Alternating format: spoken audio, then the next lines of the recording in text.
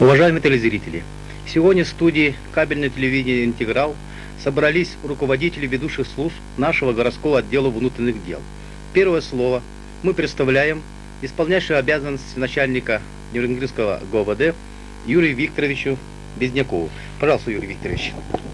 Дорогие товарищи, сегодня исполняется 73 года со дня создания советской милиции. Свой профессиональный праздник мы встречаем в очень сложное, как для страны, так и для жителей Нюрнбергского района, сложное время. Отсутствие на прилавках продуктов питания, сложные межнациональные отношения, вседозволенность. Все это повлияло на состояние преступности на территории Нюрнбергского района.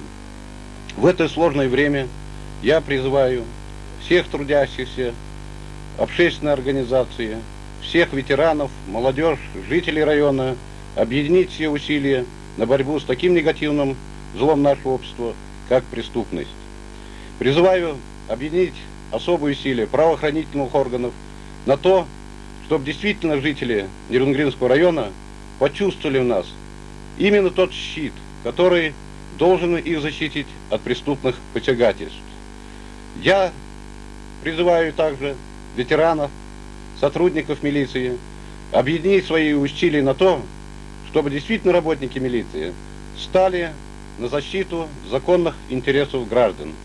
Пользуясь случаем, от имени присутствующих здесь коллектива Нюрнбергского ГОВД поздравляю всех с 73-й годовщиной создания советской милиции, особенно ветеранов советской милиции, помощников наших дружинников, все общественные формирования, которые нам помогают, сотрудников нашего отдела с профессиональным праздником.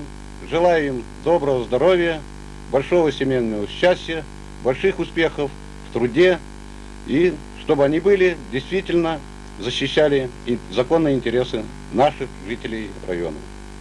Спасибо, Юрий Викторович. Дорогие телезрители, сегодня мы обязаны душевной признательностью поблагодарить все трудовые коллективы, которые нам помогли в борьбе с преступностью.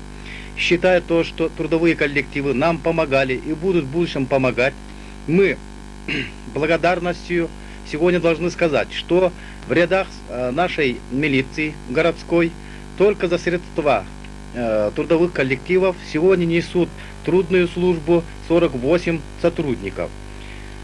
Это 18 участковых, которых вы, наверное, каждый день встречаете по своим вопросам. 2 офицера ГАИ с вами работают по автомототранспорту. В дежурной части мы добавили 9 офицеров.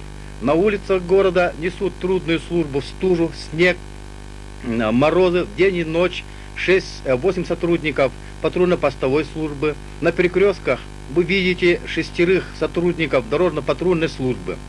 Увеличено количество также вольнонаемных сотрудников, которые в основном работают по паспортной системе.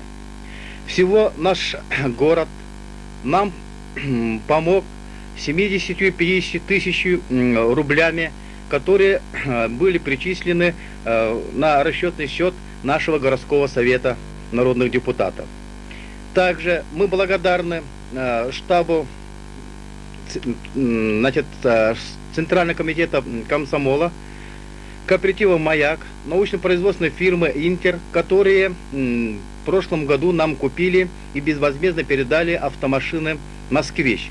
Кроме этого, горсовет на свои средства нам передал 2 автомобиля «Жигули», которые нам, нашей трудной службе внесли уже большую лепту. Сегодня в нашей передаче участвует заместитель начальника отдела по оперативной работе Иван Иванович Зубко. Иван Иванович, нам бы хотелось, и видно, телезрители хотят узнать, каково состояние преступности в нашем городе. Иван Иванович, пожалуйста. Уважаемые товарищи, все вы знаете, обстановка на территории города и района остается быть очень сложной, криминогенной.